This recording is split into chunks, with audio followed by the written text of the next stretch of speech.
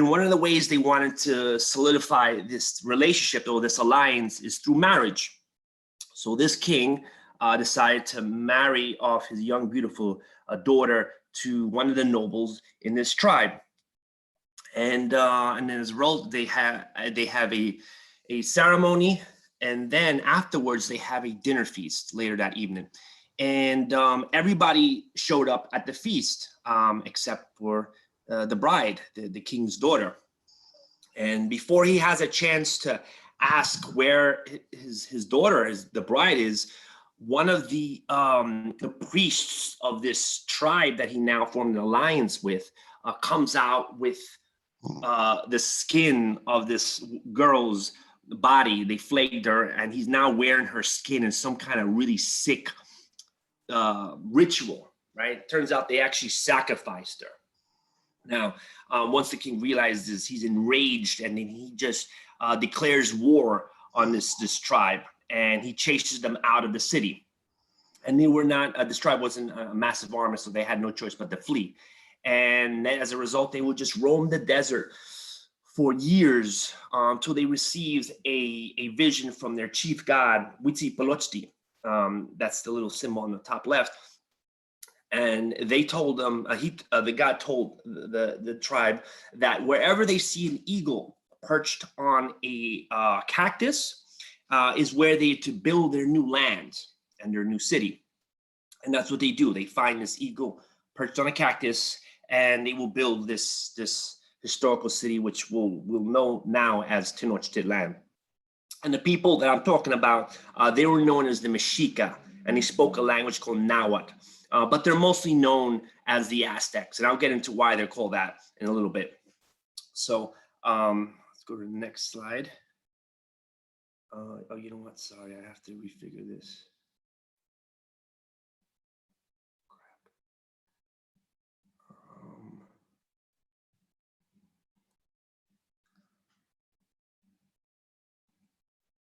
Okay, so as far as we really don't know exactly where the Aztecs or the Mexica came from. First, the word Aztec is not a word that they describe themselves. That's not what they were calling themselves. That's a word that comes later, perhaps after the conquest or even later than that. And where that word might have come from is from this mythical land called Aztlan. But we don't really know if it existed. It's one of those things that are infused with mythology and history. So that's why they call them Aztecs, the people from Aztlan. But again, that's not the word that they were using. They were known as the Mexica. And the language they spoke, as I said, was called Nahuatl, which, like a lot of the Mesoamerican languages, it's not a written language. And the way it's read, or the way it's communicated, is through a series of pictographs or glyphs, which is kind of like figures. And I'm not an expert in that field, so if you have any questions, I'll do my best. And they come around the Valley of Mexico around the end of the 13th century. Now, at this point, the Valley of Mexico has a body of water, a few bodies of water. One particularly was Lake Texcoco, or Texcoco, and it has a lot of communities living in it, right? Let's think of it as the city-states, kind of like in ancient Greece, where they might have, they were independent from each other, but they might have had similar languages or dialects, and probably had similar beliefs and deities, and they probably traded amongst each other, and they probably even fought amongst each other. So they were already established at this point in the end of the 13th century. And when the Mexica arrived, there isn't really a place for them to go. Again, that's what it's believed. So they have to find a place to sell their city. Now, the myth I explained at the beginning, we don't know how true that is, but there's probably always some grams of truth to it. And perhaps they just didn't mesh with the other people in the Valley of Mexico, or there was conflict, or maybe they broke an alliance. We don't know. But as a result of it, they will have to end up established in a city somewhere else in this region. And that's exactly what they're going to do. They're going to build their city on the lake. So in 1325, they see, again, the eagle and cactus story. We don't know how consistent that is, but they might have been an island somewhere in the lake. Now, this lake, Lake Texcoco, there's different parts of the lake. There's parts where it's salt water and fresh water and brackish water. and then there's a deep part, and then there's a not so deep part. So the part that they're gonna build is probably around 9 to 10 feet, so not terribly deep, but still enough to surround themselves with a body of water. And the way we believe they build it is literally by driving piles of wood, poles of timber down to the bottom of the lake floor. Okay, so they're literally building like a base made of timber, and then they're gonna put another level, probably more timber, and then stone and dirt and stuff like that. So they literally build a man-made island. And as a result of it, they build causeways so that they could get into this island back and forth and bring in things. So it's a pretty amazing engineering achievement for these nomadic type of people. And before you, the island would be somewhere around 5.5 square miles or so. So it's fairly large size considering that it was a fairly large group of people, we want to believe. Now, even though they have an island there really isn't anything growing on it because, well, they just made it themselves. So they're going to figure that out as well. And one of the ways they do that for food and stuff like that is through this form of agriculture called, called chinampas. Let me just zoom that in.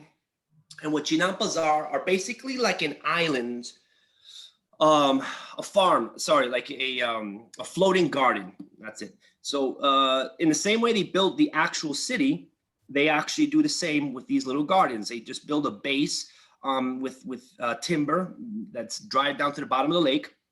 And then they take the dirt from the bottom of the lake and they use that as their main ground, their fertile soil.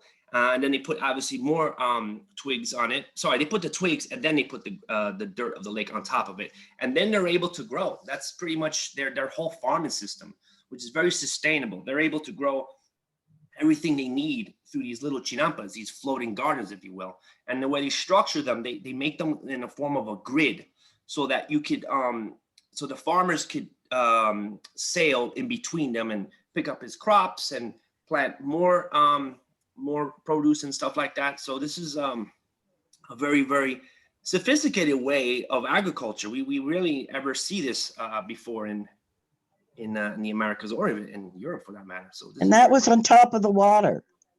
Yes, exactly. It was just like the island. It's a floating farm, if you will, which was pretty savvy in my opinion. And so here's some of the stuff that they grow. There's more items than this.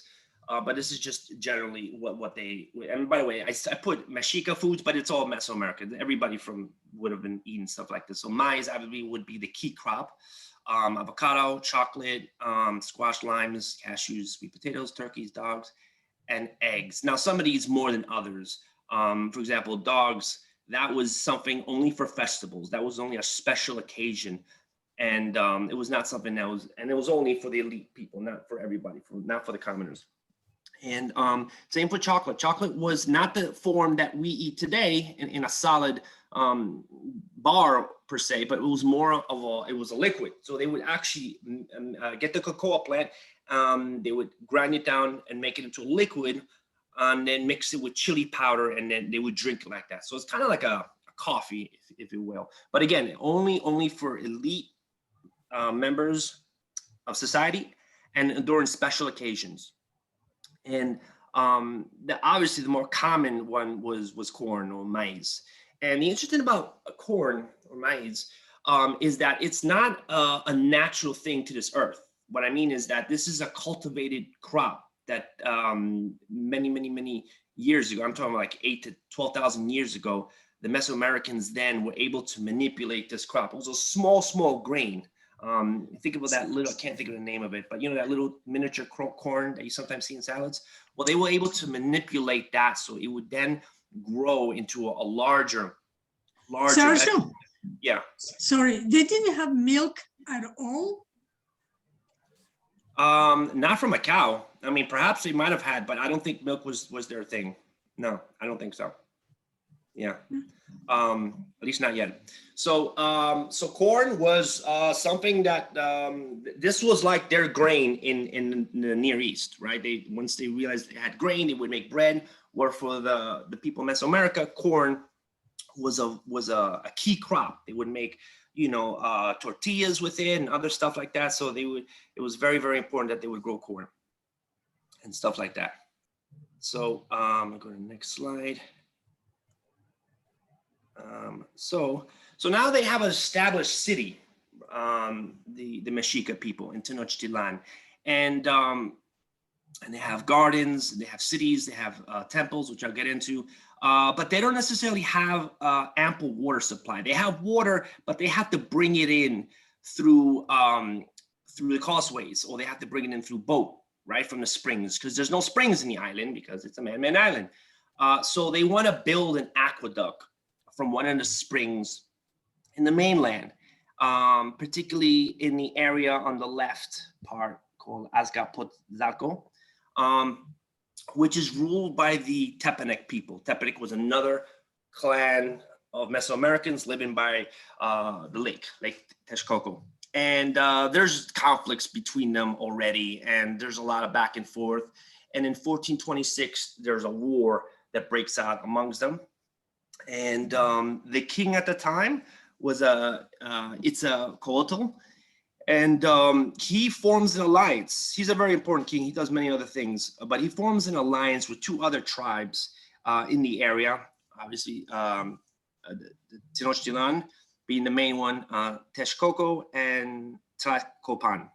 Okay, so now this forms what we know as the Aztecs. When we think of Aztecs, we think of one group of people, but it's actually, especially when we refer to Aztec Alliance, it's those specific three, sometimes they say it's a fourth one, that formed a union and made it establish a powerful kingdom, which is known as the Aztecs. And so they will defeat, I think it's a 2-year war, they'll defeat the Tepanecs, and as a result of it, they will eventually build their aqueducts, and they flourish from there on. They become pretty much the dominant force in this region of the Valley of Mexico.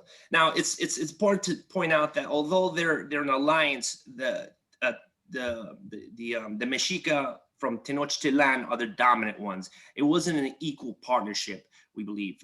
They certainly had the advantage and declared themselves like the ruler amongst those two, but they had a strong alliance between them, so they will all be called Aztecs because of that. It's really a little confusing how united they were, because as I'll get into more, there's a lot of backlashes amongst the Aztecs and their subjects and stuff like that. So we could say. I have a question. Yeah, go ahead. Aqueducts. I mean, as we know, there's only several empires or I would say ethnicity that built aqueducts, right? We know Romans, we know obviously predecessor of Aztecas or Aztecas. Now, how was do you know anything about this aqueducts and Aztecas? Like in Roman aqueducts, they used to have 3 streams going in, right? 2 were always constantly going, was pretty much dirty water, just they have to keep it going, and 1 was clean water. Was there any kind of literature on how it was constructed by any chance? Or? You asked the perfect question, because that's exactly what I was going to get into. Oh, sorry. So that was perfect. Thank you. Yes, their aqueducts was something quite special. And to your point, Zach, yes, it's just fascinating how the Europeans or the Romans and the Mesoamericans were not connected in any way for thousands of years. And they were able to achieve some of the projects that are quite similar. So yeah, that's just mind-boggling. But yeah, so their aqueduct system. This is the best illustration I could find that give you an idea how it's constructed. So basically, they used a combination of mortar and clay, and they have it in their little man-made islands as part of the support to bring these aqueducts. And as you could see, they have 2 chambers, so 2 particular channels of water. Now, this is obviously for maintenance purposes, so that whenever they needed to clean one, they could just work on one while keep the other continue running, so this way it wouldn't cut off the water supply. So they were very, very savvy and very sustainable in that way. They definitely understood engineering and stuff like that, which I think is probably similar. Maybe it's not as sophisticated as the Roman ones, but again, considering it's a little island, they pretty did looks like they did a good job, because there would be no other way they could get water in. They wouldn't drink water from even though it's a fresh part. They drank the water from the springs. And another thing they build in addition to the aqueducts, as I mentioned, the lake had its saltwater part and its brackish water and fresh part. They're in the freshwater part. Now, when it rained, it could have rained really, really bad, and it would flood the lake, right? So if the water from the saltwater part ever got to the freshwater part, where all their crops would be destroyed, because we know nothing can really live or grow in salt water. So they were able to build a dike or a dam, some kind of divider, using the same system with timber, so that if the water ever overflowed because of a storm or something like that, they would still have time to protect their crops or not have to worry about it at all. So yeah, the Aztecs were more engineers than people give them credit for, in my opinion. Jane has a question. She's saying, what were the aqueducts channels made of? Rock and clay, I understand. So like stone and the type, I'm not sure what kind of clay, but yeah, it was some kind of pottery, stuff like that. Also, from what I heard, and then the support would have been wood, obviously. So it looks like there's wood here, just like they build the chinampas and the land, and this probably is grass or something like that. Right. Also, from what I heard, Aztecs were one of the most cleanest people and took showers twice a day, which is unlike Europeans. Yeah, that's what they say. I agree. They definitely were cleaner than European at the time, 14th century, and sure, yeah, there's a lot of literature of parents telling their children that it's part of a ritual to be clean. Like for example, there's this one account that a male is telling his daughter that how to be a proper wife or something like that. And obviously they have their gender roles, but being clean is certainly a certain. Europeans wash themselves fully only once a year, because it's considered to be unhealthy. Once you take the layer of the sweat and whatever, they felt that you would be exposed to viruses and all kind of bacteria. That was the idea. So majority of Europeans, Western Europeans, took a bath only once a year. And what during the whole time or during a specific period? Because I'm sure. No, I'm talking about, you're talking about 14th century. Yeah. 14th century. Yeah, that's when that was happening. 14th, 15th century. That's wow.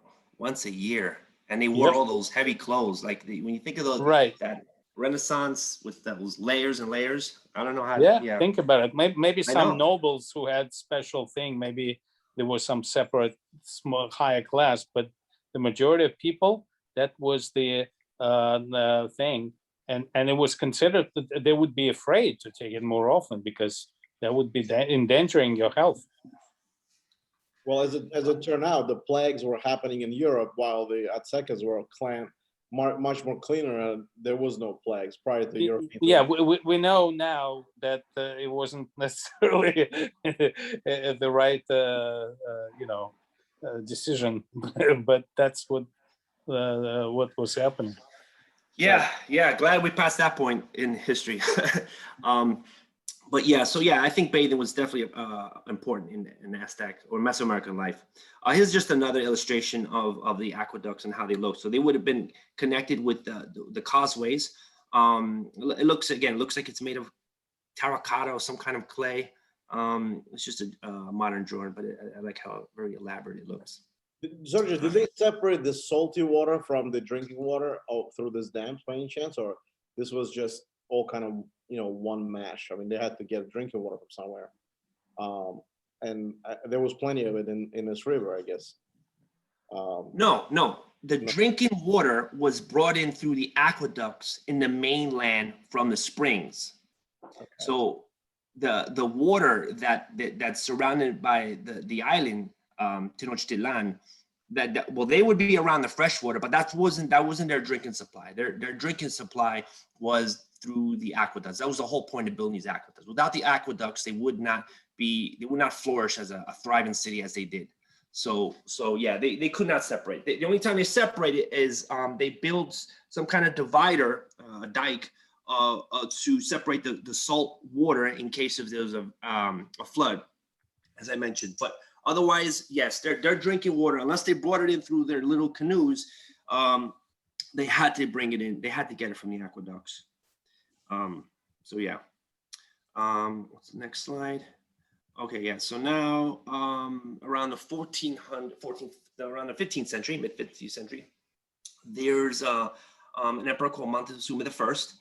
And he was one of many successful emperors. For one, he is responsible for expanding the empire, if you will, from the Gulf of Mexico over to Pacific Ocean. So he really doubles down and expands now, claiming more territory and establishing tribunal states where they have to pay tribute to the Aztec people in the form of textiles or produce, slaves, and stuff like that. It's important to understand when we say empire, it's not the same necessarily when we think of, 18th century Britain or Spanish Empire later, or the Romans. It's not as well established, and they're not really have a grip on everything. There's a lot of uprising, around rebellions. The thing I think what's important to understand is that the Aztecs, the Triple Alliance, those three cultures, were the dominant force. So they definitely were the ones that were probably more stronger army-wise and could probably conquer more lands. But again, it's not like they had garrisons of Aztec soldiers keeping things in order or anything like that. Not at all. I think there was a lot of hostility and rivals and civil wars going on constantly. It was not a peaceful territory by any means. And we'll get into that when we discuss war. So the other thing Montezuma the first established is universal education. And so what that meant is that everybody, even boys and girls, would get an education. It was part of the people, the kids. They would have schools, little places of learning where they would teach the kids about religion and warfare and stuff like that. And probably something different for the girls, more domestic things. But it was established that everybody would have access to these little schools, these little hubs of education. Whereas in Europe, that necessarily wasn't the case. I think it was divided by class. Now, obviously, if you were from a higher class family, you probably would have a better education. You probably have a one-to-one, maybe home tutor type of schooling. But either way, people had, the children had access to an education by the state, which is pretty impressive considering, and there's not a lot of other Mesoamericans that were doing this at the time. Do you know if when they educated the kids, whether, like for instance, the aqueducts would need somebody with an engineering, do you know anything about how they? As far as the curriculum, I would say for the most part, it was teaching them about, faith related things. And then being a soldier was also part of it. I would imagine engineering certainly played a role because not everybody not all the males were expected to be soldiers. They certainly would serve in the army for a certain period of time, but that was not a lifelong career, like maybe some of the Greek states or something like that. So my guess is yes, I think they would have certainly encouraged learning of architecture and engineering because clearly this city was built on that. Sergio, I have a question. In your research, did you encounter this term called flowery wars? Flowery wars, yeah. You want to talk about that? Yeah. I put it on the bullet points. I put in the bullet points there. Yeah. All right. You guys are not reading, man. Now. Yeah. It's okay. So yes, the flowery wars were basically like these organized battles, which city states will, because like I said, there's always fighting, hostility, disputes, uprising going on. It seems like there's more war than not. And these flower wars were basically like organized battles where the objective was to capture soldiers from the opposing side alive so that they could use them for slavery or sacrifices, which I'll just get into that a little later. So that was like a thing during Montezuma's first period. And these flower wars were really based on the soldiers and how they would train and stuff like that, and their equipment, which brings us to, this is just a city of Tenochtitlan, how it might have looked with all the different causeways, which I think is really pretty. You know, and this is another picture here I like to, yeah. This is obviously a drawing, but the Europeans, when they come later, they refer to this as the Venice of Mesoamerica because of all the grand canals and the established temples and the marketplaces. It was something they certainly would not expect to see on this scale. Okay, so back to the flower wars and warfare.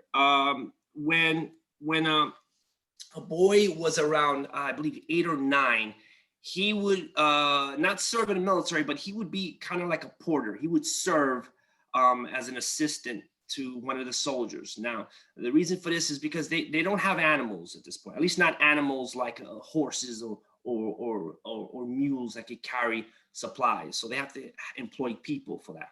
And they'll have a young boy, you know, practice or get his understanding of warfare through that. So let's say the boy on the left, although he kind of looks like a man, but anyways, a young person, he's a porter. He'll have like a little tuft of hair, like you say, a little ponytail that he'll have for most of his child life, like from 8 to age of 20, until the day he's able to fight in battle and have one captive. Once he captures somebody in battle, okay, he could cut off that little piece of hair, and now he is an established soldier, a novice, an entry-level soldier, but nevertheless a soldier. He's not someone's porter carrying equipment and learning how to fight in warfare. So that's basically how you move up the ranks. That's how the military standard is established or is organized, through the captures of other soldiers so that they can use them for slavery and for sacrifices and stuff like that. So if you captured one soldier, you would become, one captive, you would have become a regular soldier. If you captured 4 or more, you would be ruler of youth. So you would be like kind of like an officer which could train younger soldiers or entry-level soldiers. Okay, so it's kind of like a lieutenant or sergeant or some set, and you'd have a jaguar outfit. So that their outfit is kind of like to show people their rank.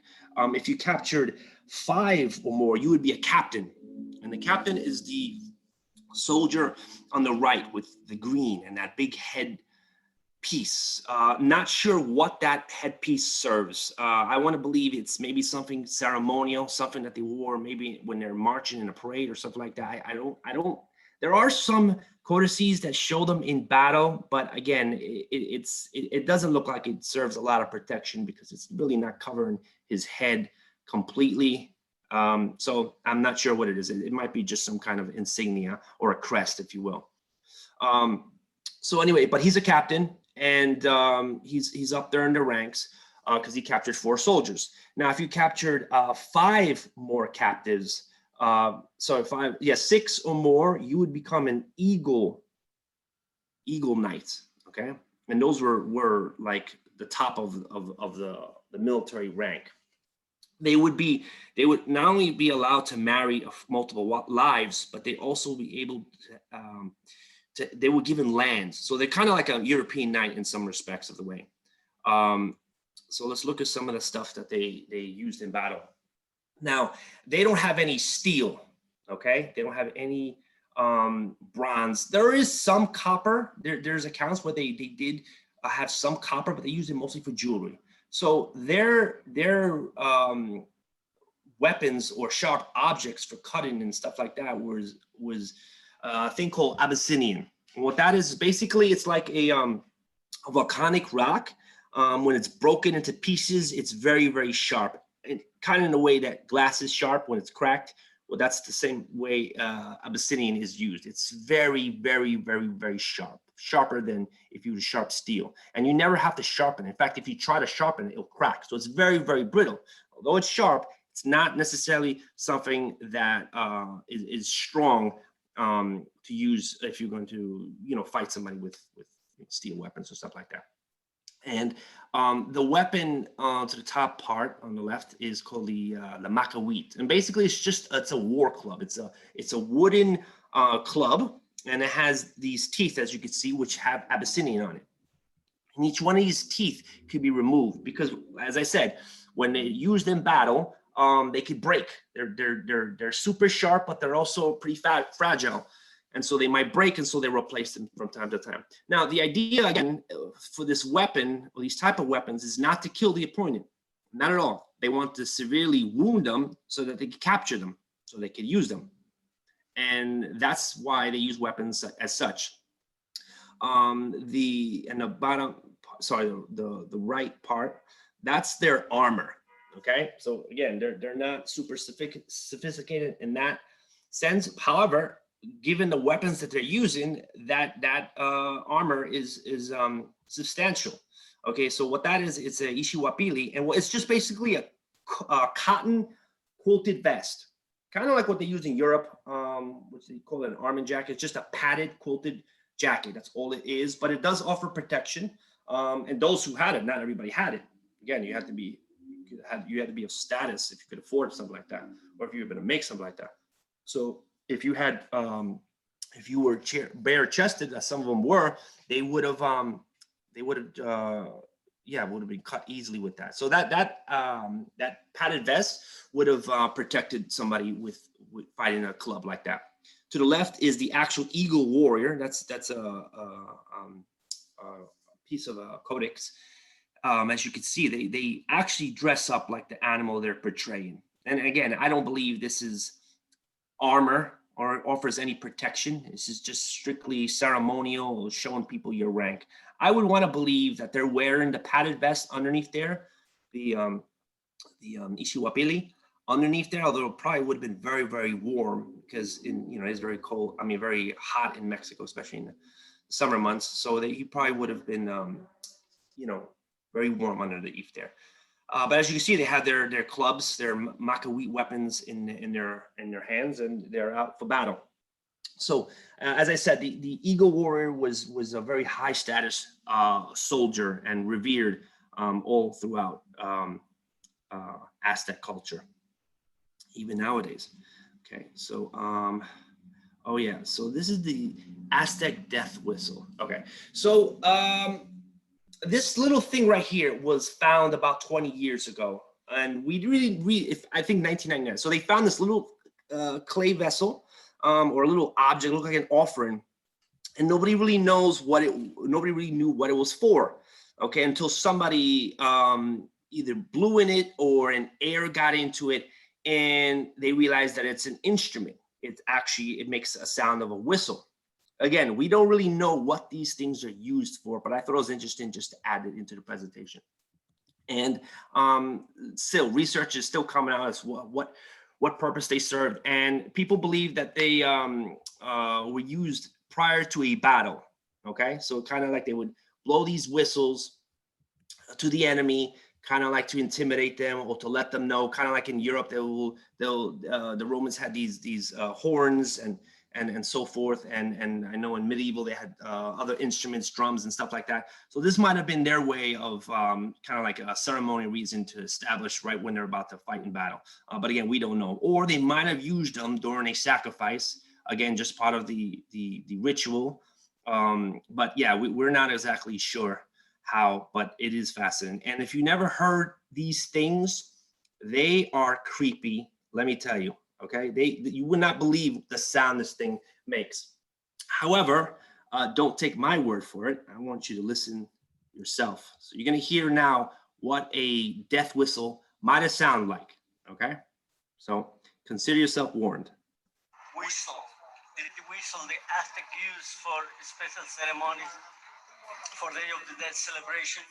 And also they use, when they have a war, when they fight with other tribes, they play over 100 instruments, 100 dead whistles, marching, and make a lot of noise to cause a big psychological effects to the enemy. So this is very intimidating instruments, and this is very unique. So this is the dead whistle.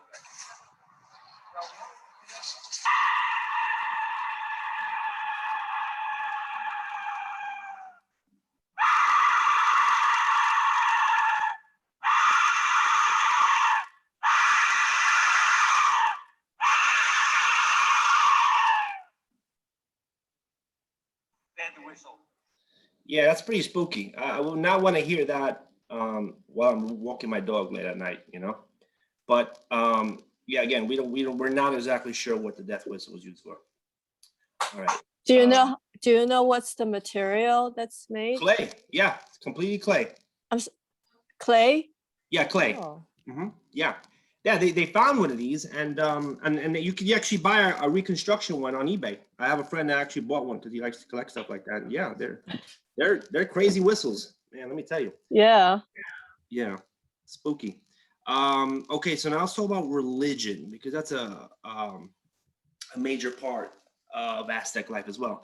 And again, we're not clear how it's really hard to describe religion compared to European beliefs and stuff like that, or at least the Western world. So it's a little hard to grasp. But they believed, so they had a polytheistic religion, which meant they had a pantheon of lots of gods, lots of deities, probably close to 200 or so. And then just going to mention like one or two. They believe, they made offerings and sacrifices to specific ones. So here is an Aztec sunstone. So what they believed is that the world, that their world had 5 suns in it. Okay, 5 suns, and after the 5th sun, the world would end. Okay. So they were on the 4th sun. So they look like at this point in their history, the Aztecs, that they might be close to the end. And this right here, this big stone, is it's not a calendar. Some people think it's a calendar. It's not. It's a sunstone, which kind of measures, or at least lets them know where they are in respects to the suns and the world ended and stuff like that. So I cannot tell you how to read it and stuff like that. But there are some people that can explain it, but it's pretty robust, as you can see. And this was found in Mexico City in 1790, where Tenochtitlan. That's probably how they knew where exactly Tenochtitlan was when they found this some 200 something years ago. Sergio, so within this will, is that the writing system, pictogram, or this is just all purely related to religion? I would say no. This is religion based for sure. But the League of figurines, yeah, I would say they're glyphs, and that's how they were writing. So they all mean something for sure. That's how there's no letters, there's no alphabet, like they have in the other part of the world. But yes, everything here is a writing or a message of some sort. Now, another kind of their beliefs regarding the sun is that they believe their chief god was Huitzilopochtli, the one I mentioned earlier, and he's not just the god of war, but he's also the sun god. Okay, and they believe that Huitzilopochtli, the sun god, fights the army of darkness every day, every night, and every time he wins, the sun comes up. Okay, and for him to keep winning and fighting the army of darkness, so that the sun come up, he needs nourishment, and nourishment is in the form of blood. Okay, so that means he needs blood offerings, and that usually ends as a result of human sacrifice. Now that would mean if they believe that he needs blood every day, so the sun goes up every day, the sun comes up every day, they would have to do 365 sacrifices a year. And I don't believe that was happening. There's no way they could sacrifice that many people. Now, what some people believe is that just because they didn't sacrifice people doesn't mean that they didn't give a blood offering. The high priestess or nobles would cut themselves and bleed, and that would be considered an offering. Not the same offering as a sacrifice, but nevertheless, it was some form of a sacrifice to give to their sun god, Huitzilopochtli, which I'll get into the next slide. Now,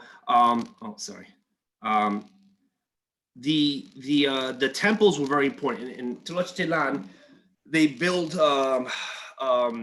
many temples, but one of the main ones was Templo Mayor, which is named after Spanish, and that was a massive shrine to two of the gods. Sorry, I didn't mention the god on the. Yeah, so these two gods right here, Tlaloc, he's the rain god. Okay, he's very important, obviously. And then Quetzalcoatl, he's the feathered serpent. He's also the god of wisdom. And as I mentioned, they have many gods, but the main gods was Tlaloc and Huitzilopochtli, which is the sun god. He's also the god of war. And this temple right there is basically a shrine to those two specific gods, Tlaloc, the rain god, and Huitzilopochtli, the sun god. Okay, so they would. May I ask a question, Yes. Sergio? Sure. Are there any temples of Aztecs survived? I don't think so. Are they? There are temples. I don't believe Aztec temples survive. There are. Yeah, Toltecs. Aztecs. They're Maya. Toltecs. Yeah, Mayans, but I don't believe Aztec temples. None of them. Did they build temples outside of the Tenochtitlan? Because That's a I mean, good Yeah, that's a good question. I would think yeah, but not on the level as this one here. The Spanish wrote about the construction, and I don't think they built one on this scale. Yeah. But they might have had little places of worship, but not like the Aztecs that I mean, sorry, not the temples that you're thinking about, that like Chichen Itza and so on. Yeah, but those are Maya. Yeah, and exactly. the lake is dried up, right? There's it's there's no trace of water. I'm sure there Right. maybe there's some, but yeah, they wait, and I'm going to discuss that too. Sergio, Yeah. destroying all these temples must be a lot of work. I mean, Yeah. nothing is left. I mean, this is pretty Well, big, and it's Yeah, they're not like an Egyptian pyramid, which I'm not sure the Egyptian pyramid is 100% solid, but there's hollow in there. It's like almost like an exterior where people could go inside. So yes, you're absolutely right. It is work. It is definitely you're gonna have some demolition crew have to show up and knock this down, but nevertheless they still did it, especially like that. But anyhow, so as I said, the sacrifices were a part of their religion. We don't know how often they will sacrifice to people. Some people say once a week, probably a few times a month. It's debatable, but it did happen. And the way it happened is that they would bring it wasn't always a slave. It could have been just a captive, and bring him all the way up to the top of the shrine, and they would put him on an altar, a stone altar, with 4 other priests holding him down. So they would hold each priest would hold each limb to make sure he wouldn't move. And then the chief priest would cut his lower sternum with a flint knife, okay, while he was alive, obviously, and pull out his beating heart. And then they put it in a vessel. And in some cases they would burn the heart. The vessel would be on fire, and they would put the vessel in the little. They put the heart in the vessel while it's on fire, or they would take the heart and show it to the crowd, and the crowd would be honoring it and excited and moved by it, and then they'd put it in the vessel for it to burn, and then afterwards they would kick the body down the steps, and it would fall to the bottom so everybody could see. And this was like a big ritual. It would gather tons of people to witness this. This was a big deal. And it's important to know that these sacrifices weren't just like, oh yeah, he's my enemy, good, I didn't like him anyway. The humans being sacrificed were revered. they known that they were giving themselves to the sun god or the rain god, and they would keep their skulls. They would have racks where they would keep the skulls of the sacrifices in their temple. Sergio, did they eat the bodies? Did they eat the meat? The cannibalism? People? No, absolutely not. They did not eat the meat or drink their blood, as far as we know. This was just a sacrifice, and they probably burned the body or threw it in the lake. Who knows? Good question. But there was no cannibalism with the Aztec people, or even any of Mesoamerica. It's almost like one of those propaganda things that the Europeans might have said that, oh yeah, that's might have inspired them. Well, it's good that we took them out because they were doing stuff like that. No, I'm not an expert in other Mesoamericans, but there's none that I heard of cannibalism happen in Mesoamerican. Sergio, Yeah. Sergio, I'm not being funny, but did you volunteer for this assignment to be sacrificed? Did I volunteer? No, they volunteered to be sacrificed. The people that were Yes. sacrificed? No, I don't believe so. They were slaves. They were captives. Yeah, they were. It was, again, whether they wanted to or not, they were going to be sacrificed. There might have been grace where somebody wanted to sacrifice themselves, for the case may be, but no, they were, as I mentioned earlier, the Flower Wars was sort of connected to that. They wanted to, when they fought, they said, okay, well, great, because instead of killing you, we're just going to take one of your soldiers rather than kill them, and we're going to sacrifice them. So did they want to be sacrificed? As I said, it was almost a privilege. It was not something that they were happy to sacrifice their enemies. They just wanted to give offerings to their god. So yeah, I don't think a lot of people were volunteering. I don't think those lines out the door, but we don't know for sure. Yeah. One other thing I wanted to mention in battle, that when somebody died, okay, specifically when a man died in battle in the Flower Wars, they believed that in the afterlife they would become hummingbirds, okay, which I find interesting. I don't know if they literally become hummingbird in afterlife or they take on the spirit of a hummingbird. That part is not clear, but hummingbirds was a major part of their religion in the afterlife. So if a man died in battle, okay, or a woman died during childbirth, they would become hummingbirds. So it's kind of like, the yin and the yang, if you think about it. Like, here we are, these fierce warriors with these vicious weapons, fighting each other in battle, perhaps sometimes to the death. And then when they die, they become these little peaceful, gentle little animals of tranquility, which I find very, very fascinating. So that's what their religion kind of like explains. And Huitzilopochtli, that name literally means hummingbird of the left or hummingbird of the south. They believe that the world now is the right world, meaning right, left, and the afterlife is the left. Or you could do it at north and south. Today, our living world, our moral world, is the north, and the afterlife is the south. So that's what Huitzilopochtli means. He's the hummingbird of the afterlife, or the south, or the left. Just wanted to make that clear. And then it wasn't all war and religion or sacrifice. They actually had time for sports. Yeah, believe it or not, they actually had a bowl game that goes back to ancient times. Okay, so it's not Aztec exclusive. This bowl game has been played for many the Mesoamerican cultures, like the Toltecs, the Mayans, and stuff like that. It's not clear how you play this ball game, but it was a ball game using a rubber ball. And we know this because we found a lot of these ball courts in a lot of the ruins. This one right here is in Monte Alba in Mexico. And it's again, I wish I could tell you how the rules work, but it was something like volleyball or racquetball. Sorry? Laptop to the kitchen so I can make you bulgogi. Okay, sounds good though. Anyway, so it's something like volleyball and racquetball, but you can't use your hands or your feet. So that, and then there's like a little goalie. If you look at this right here, you see a little ring.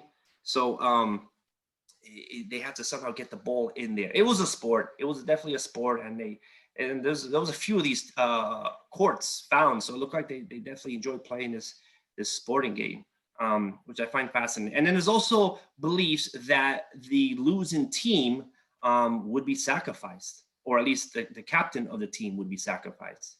So yeah, that's pretty out there. I wouldn't necessarily want to play that game. But anyhow, so that is the sport that the Aztecs like to participate in. So I think that brings us to the end of chapter 1. Okay. So anybody has questions, let me know. Otherwise, I want to talk about chapter 2. Now I have a spoiler alert. We all know what this, who the Aztecs encounter at the end of the at the end of the 16th, the beginning of the 16th century, okay, which was the Spanish. And there's a lot of accounts of what happened and how it happened, stuff like that, through the Spanish chronicles and stuff like that. However, there are some written accounts by the Aztecs, or the Nahuatl speaking people, and they actually wrote it down in Nahuatl. And so you're probably wondering, how is it so if Nahuatl is not a written language, right? It's not. However, after the conquest, the priests and the clergymen would teach some of the Aztecs or the Nahuatl speaking nobles how to read and write using the Latin alphabet, okay, so that they could read the Bible. And so they were literate, they were able to read and write. So they were able to write in Nahuatl too, using the Latin alphabet. And so we do have accounts from the later part of the 16th century of what happened during the conquest, okay? And it was published in 1959, a book called A Broken Spear, I don't know if you ever heard of it, by Miguel Leon Portilla. And if you wanted to study the conquest, I would highly recommend reading that book, because it gives you a different narrative of what we're used to reading from, Bernal Diaz's account and some of the other clergymen that recorded the history, the alpha histories that occur. But this gives you an insight through the Nahuatl perspective. Now, keep in mind, if you do read it, there are some inconsistencies, as the author will denote, but nevertheless, I think it's a fascinating read. And I'm going to take some of the passages from this book in this chapter so we can understand what's happening. Now, the first part of the book talks about omens, okay? So there's a strange omens occurring in Tenochtitlan through a series of years. And nobody knows what they mean. So I'm just gonna name a few. There's more than this, but I just picked 3. There's a big burst of flames that occurs in one of their temples. Okay, just a big thing of fire, and nobody knows exactly how that happened. And then they find this large, strange bird. Kind of looks like a crane, a bird they're not used to seeing, with all these markings on it. They find this bird when they went fishing in the lake, when they threw their nets. They captured the bird, and they feel it's an omen. So yeah, they're not sure what it means. And then another of the strange omens or strange wonders is they see these strange men come out at night that look like they have 2 heads. So you see, some of it is a little out there. But yeah, we're not sure what's going on, but that's what this code. They're saying there's these strange things happening. And another one, although there's no illustration, is a voice of a weeping woman who sobbed and sighing, drowned herself in tears. And this woman cried, "Oh, my sons, we are lost." So basically it'd be like a spirit of a woman flying in the sky, crying at night, saying, "Oh, my sons, we are lost." So you see, some of them are kind of crazy, hard to explain. And as I said, these omens have been occurring for a series of years, and nobody knows what they mean. So the emperor at Tenochtitlan at the time was Montezuma II. And Montezuma II summons all the priests of the magicians from all the villages in Tenochtitlan and outside Tenochtitlan to explain to him, to find out what these omens mean, right? I mean, does it mean that we're going to have another famine, or we're going to have another war, or is there going to be a plague or something like that? What do they mean? And unfortunately, none of the priests or the magicians are able to give Montezuma an answer. So not happy with this, Montezuma decides to lock them up. And that's what he does. So a few days after he does this, he receives a visit from a messenger. Oh, sorry. From a messenger. Okay, this is a man that came from a small town far west from Tenochtitlan, and he came on his own accord to talk about a strange sighting he saw. And he says that he saw, he goes to Montezuma's court and he reports that he saw 2 towers floating in the sea or a mountain. And that they had very light, the people in there had very light skin, and they had ears, hair that came down to their ears. So Montezuma, not knowing what to do with this and not sure what this means as well, he thanks the messenger who came on his own accord. Nobody summoned him to come, to thank them for the report, and then he also locks him up too. Okay, so he apparently he likes locking people up because he wants to have control. He doesn't know what this necessarily means. Is this connected to the omens? Is it not? He needs to be controlling. He has to take action. So what he decides to do is he decides to send a scout out of his own court to confirm these accounts, these sightings of stuff that appeared in the water, these 2 towers or this floating mountain. And he sends his party over, his emissaries, and then about 3 days later, they come back confirming that it's true. Yes, they do see these 2 towers in the sea with men with white skin and hair to a certain point in their body. So he's a religious man, like many other people, a religious man, Montezuma that is, and he believes that this might be Quetzalcoatl, the feathery serpent, the wise God, the God of wisdom. And because there was a prophecy that he might come this time in this period in history. So not willing to take any chances, he summons the best artists and craftsmen from all, not only just Tenochtitlan, but outside Tenochtitlan as well. And he wants them to make special gifts for these visitors that could be Quetzalcoatl. Okay, and he lets them know that he wants them to make special gifts, jewelry, and he wants them to make them in his presence. So these artists or these craftsmen have to make these gifts in front of Montezuma, or at least supervised in his court, and they cannot leave. And if they leave, or if anybody finds out what they're doing, he will burn their houses, their families down, and he will destroy their names. Okay, because yeah, he's not taking no chances. So and these gifts are jewelry of gold and silver, emeralds and feathers and stuff like that. And then he's going to send his emissary, his group of messengers, to meet with these visitors, these strangers, to find out what's going on. And is it Quetzalcoatl? Sorry. So the gifts are sent to these strangers. They climb up to the towers and give them the presents, and it doesn't seem to go as well as they thought. You know, in the Broken Spirit, they describe when they get to receive the gifts, they say, the messengers bring the gifts and they say, "Your deputy Montezuma has sent us to you. Here are the presents with which he welcomes you home to Mexico." So they think he's Quetzalcoatl. You think he was the feathery serpent that left and came back, and that's not the case. They're not happy with the gifts, and the captain, again, this is their account saying, "And this is all? Is this your gift of welcome? Is this how you greet people?" They reply, "This is all, our Lord. This is what we brought you." And so they fire their sticks of fire, and the messengers pass out in fear. And then they let them know that they're coming to meet with their ruler Montezuma. Okay, so that's how the meeting went between the Montezuma's emissaries or his messengers with these strangers. So he So Montezuma waits for the messengers to come back, the emissaries to come back to find out how it went and stuff like that. And he gets more news of how these individuals look and operate. And I'm just going to read another line from the book. It says, they dress in iron, wear iron helmets on their heads, their swords of iron, their bows of iron, their shields of iron, their spears of iron.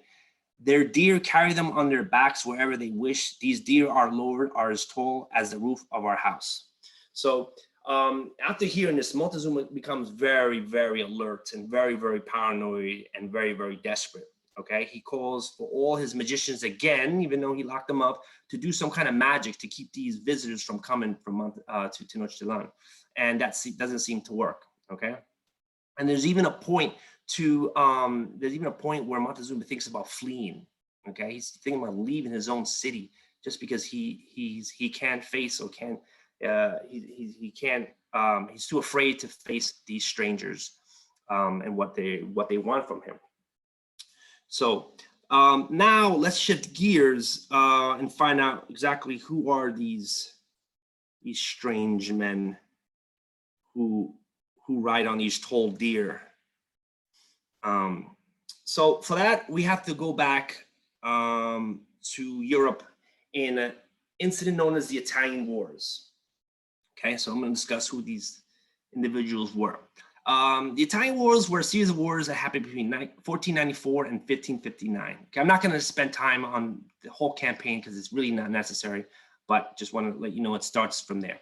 Now, the Italian Wars had a lot of, basically it was a series of wars as to who would control certain city-states in Italy, okay? For example, Naples, Milan, Florence, and so on, just to give you an example. And the countries, and there was a few countries involved in these wars. Obviously, Italy would be one of them, France, the Holy Roman Empire, the Ottomans, England at one point, and a newly unified Spain, okay? Where just a few years earlier in 1492, they expelled the last of the Muslim dynasties in Granada. Okay, which now made Spain one unified Spanish and Catholic kingdom, which is a big deal because they were fighting these Muslim forces for centuries. Okay, so now Spain has her lands back and she now wants to establish herself as a European force. So they enter the Italian Wars. Okay, and they had garrisons in Naples. Now, something else happened in 1492. We all know that what happened. Colon leaves Spain in hopes to find India, and he discovers the Americas or claims the Americas for the Spanish crown. Now that couldn't happen at a better time because now Spain again wanted to establish herself, got her lands back, and now she's going to have financial backing for these campaigns and this empire and so on and so forth. So stories can come back of all these riches and prosperities and opportunities that there are now available in this new world. All right, so individuals such as Diego Velázquez and Panfilo de Narvaez, who were actually, Velázquez was a soldier in the Italian Wars right before the war began. And through his contacts, he's able to make it back to the New World in Columbus's second voyage. Okay, so he obviously knew the right people, and he makes it to the New World in 1494, I believe. Okay, 2 years after they discovered it. And again, through his grit and his ambition, Velázquez, with his confidant Panfilo de Narvaez, will conquer Cuba together, and then he becomes governor. So Velázquez becomes governor of Cuba, which is a very, very, very coveted position in the New World. Now, ambitious men like Velázquez and Narvaez still want to, conquer more land and see more opportunity. So in 1519, Velázquez is getting ready to send an expedition down to Mexico. Now, there was attempts in the past, but they never really panned out. So now he's going to form an expedition, And most likely he would have put Narvaez in charge of that expedition.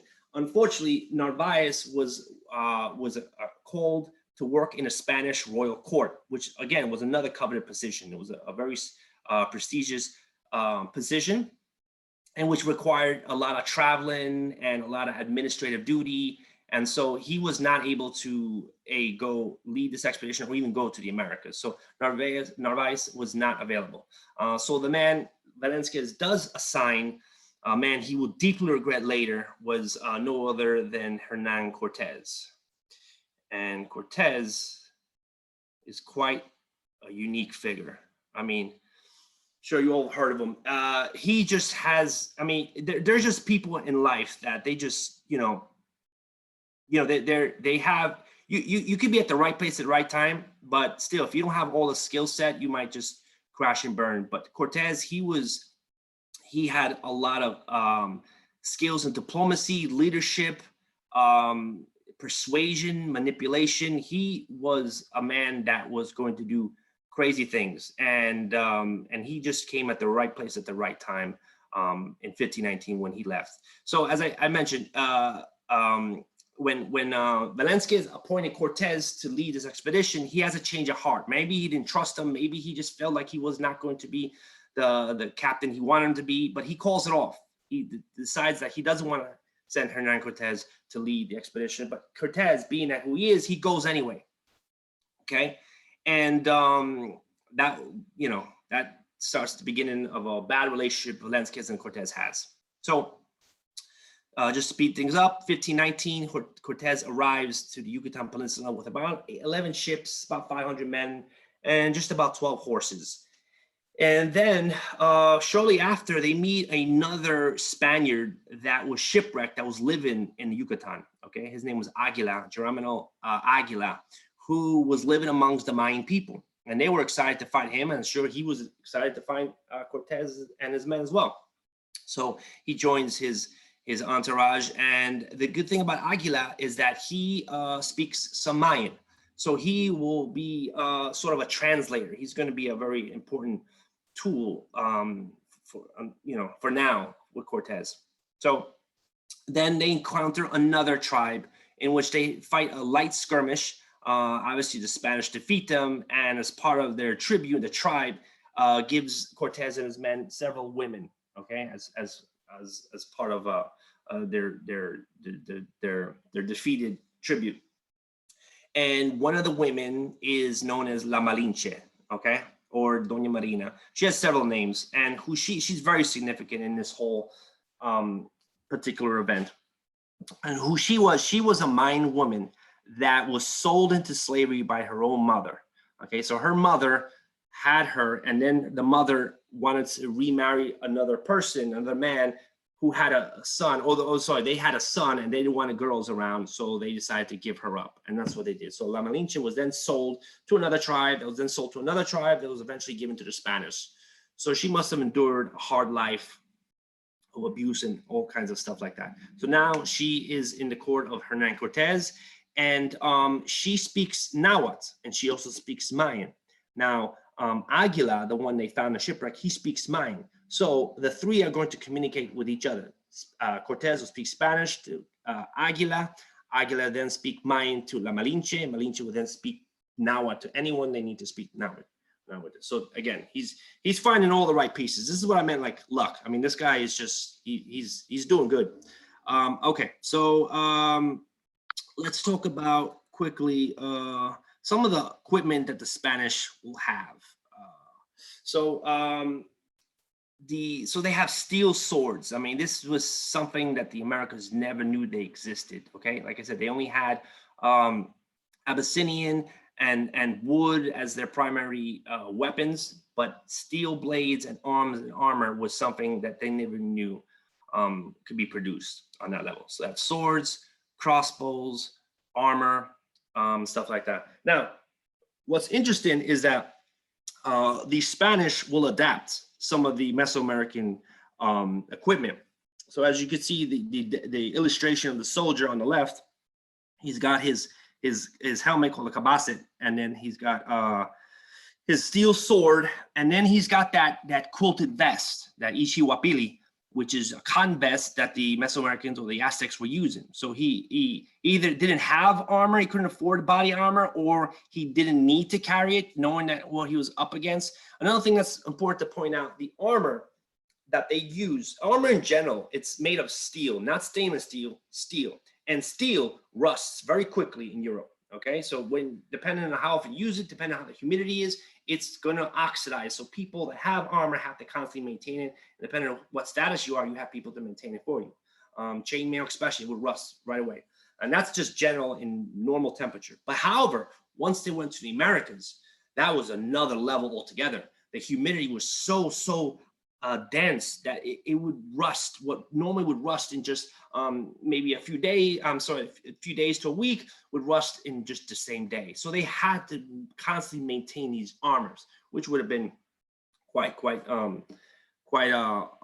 hassle. So yeah, George, well, yes. question. We have one question, if you don't Yeah. mind. I know you wanted to finish the thought. I apologize.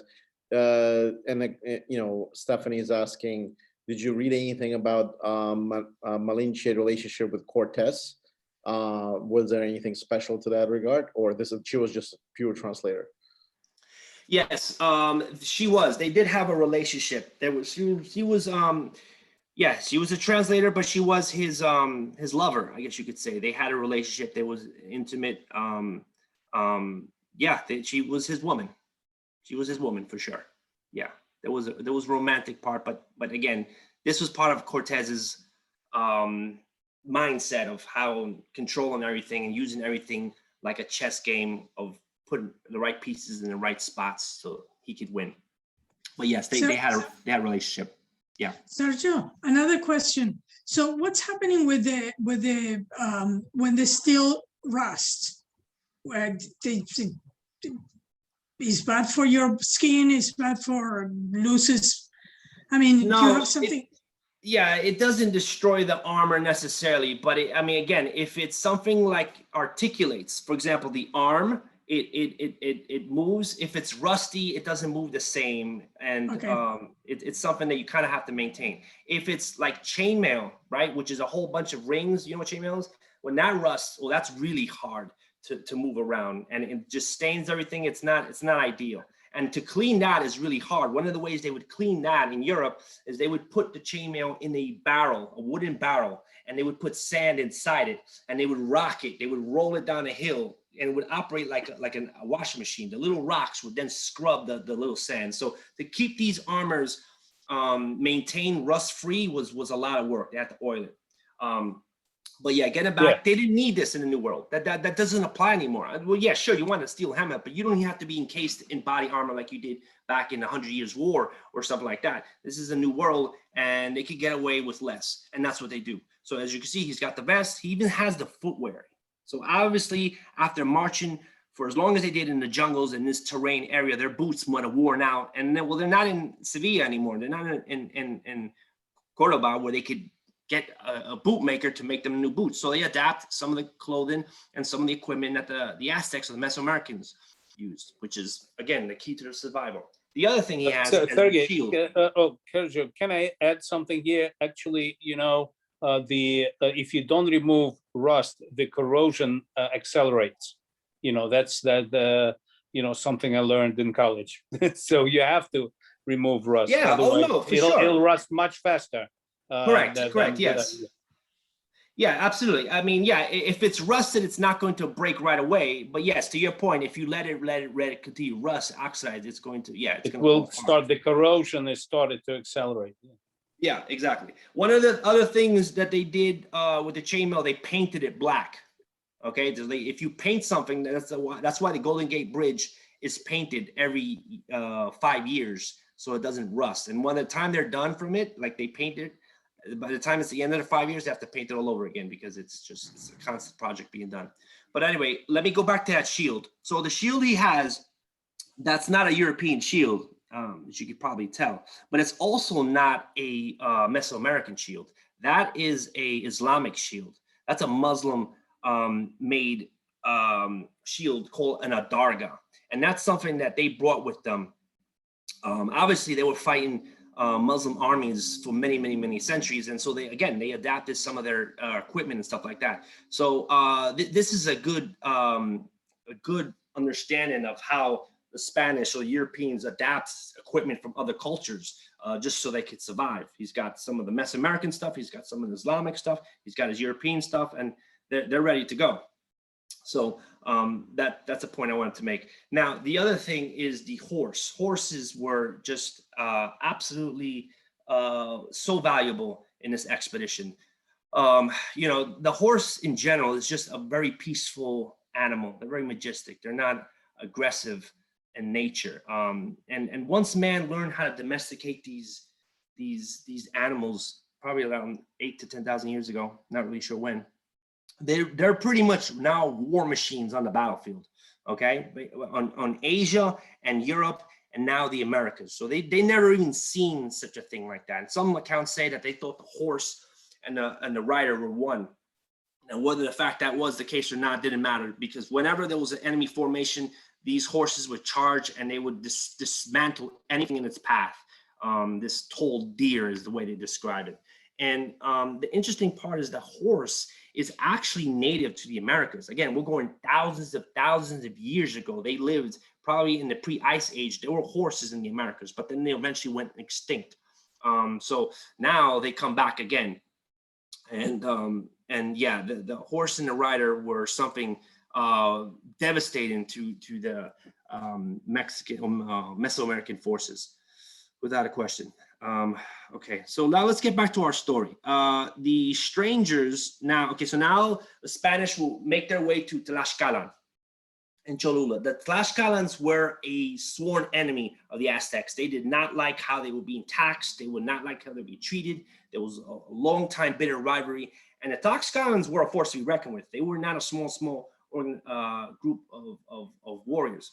So they eventually, the Spanish and the Tlaxcalans will bump heads, but as a result, they will then join forces. Okay, which is very important because the Spanish can use them. And one of the ways they prove their loyalty to Spanish, will prove their loyalty to the Tlaxcalans, is they want to attack their enemies. And they have enemies as well. In addition to the Aztecs, there's another neighboring tribe called the Cholulas. The Cholulas were enemies of the Tlaxcalans. So the Spanish will then join forces and they're going to attack them. And that's what they do. They massacre them. Okay, so there's a lot of killing. This is, by the way, these illustrations are from the Florentine Codex, which is the Codex, if those of you don't know, they're like manuscripts from this period in history, around usually from the 16th century. And they give us firsthand account, they're contemporary sources of how the people looked, what they were wearing, and so on and so forth. So, excuse me, this is from the Florentine Codex, which is a very important source to understand the conquest of 1519. So here is the Codex of the Cholulas being massacred. And there you can see La Malinche, okay?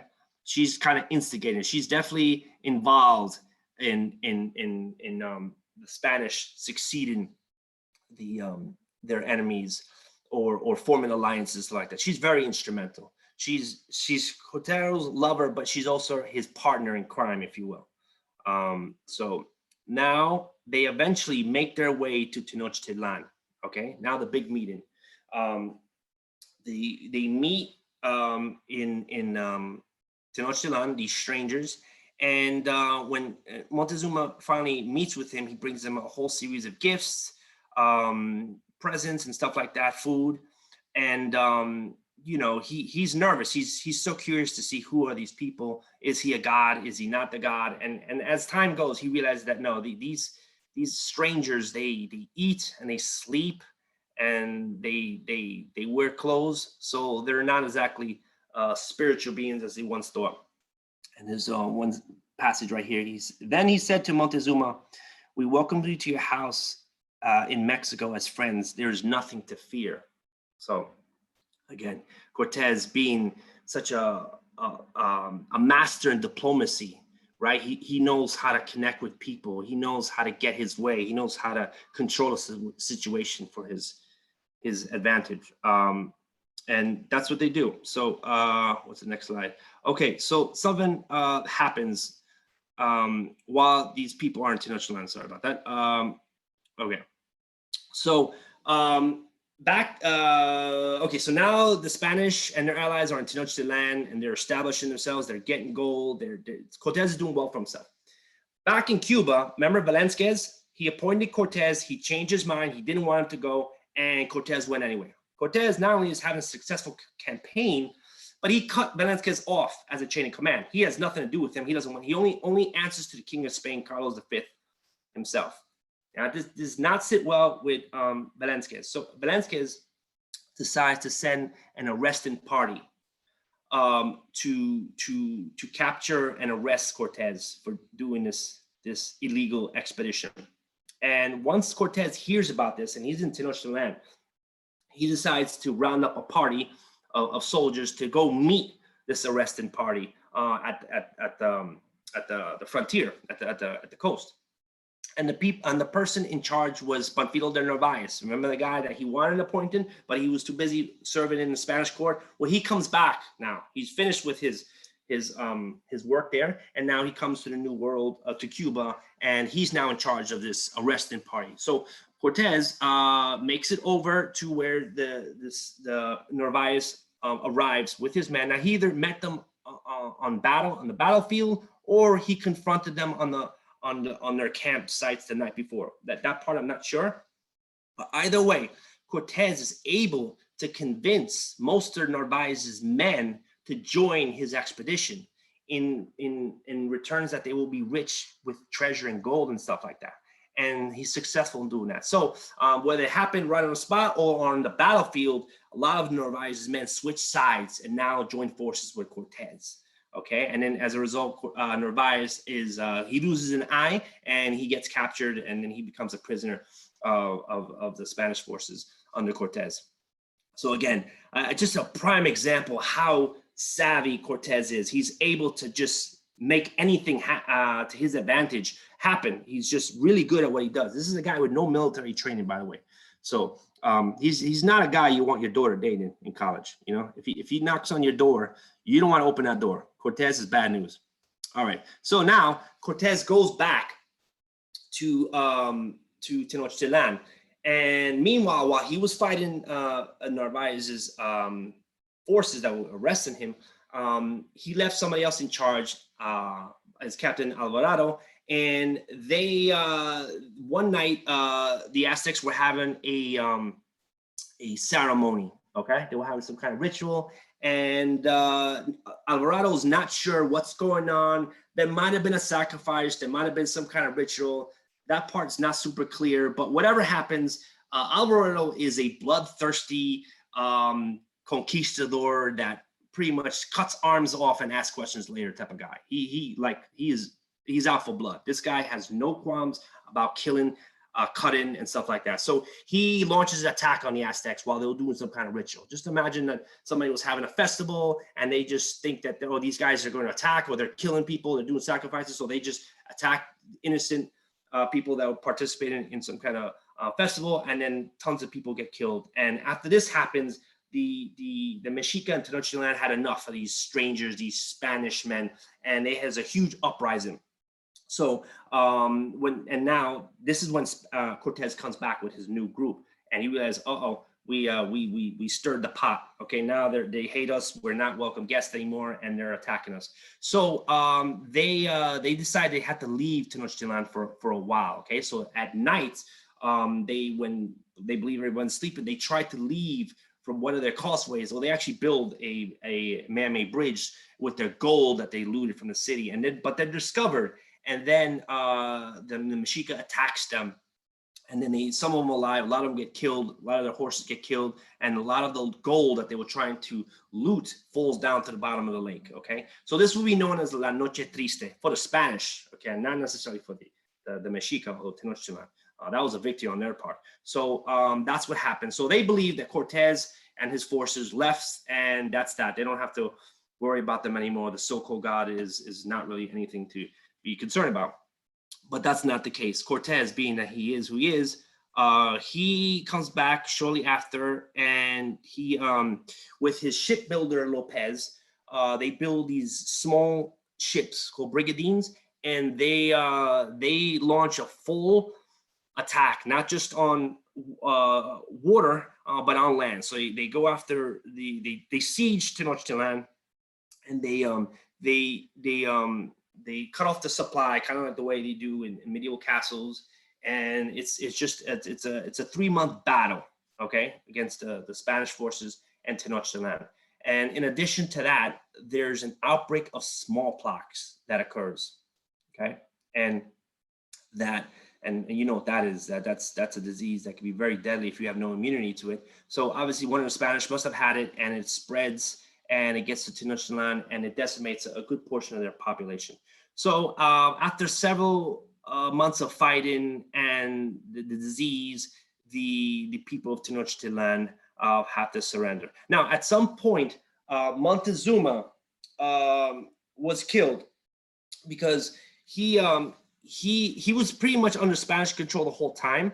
But once they realized the people, after the uprising and people were getting killed, and the Spanish were doing what they want, the people didn't obey him anymore. When the Spanish asked them to control your people, they might have killed him, realizing that he's not really the ruler anymore, he's a puppet. Or the Spanish might have killed him after they realized that he can't really do anything for him anyway. We have the city, so we don't need him. So they killed Montezuma. Montezuma's killed the second is killed at some point.